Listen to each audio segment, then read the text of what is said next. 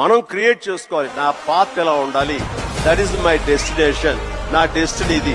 దాన్ని అచీవ్ అవ్వాలంటే నేనే చేయాలి, అది రీచ్ అవ్వాలంటే నేనే కష్టపడాలి, అక్కడ రీచ్ అవ్వాలంటే నేనే పరిగెత్తాలి, నేనే నడవాలి, నేనే కష్టపడాలి అని మనం అనుకుంటుండగా మన పాత్ మనమే లేచి చేసుకుంటూ వెళ్ళాలి తప్ప ఎవరు రెడీమేడ్ గా ఉండి జన్మ జన్మ ముందు రాసి పెట్టి ఉంటుందనే ట్రాష్ నేను నమ్మను. మనం సాధించుకోవాలి.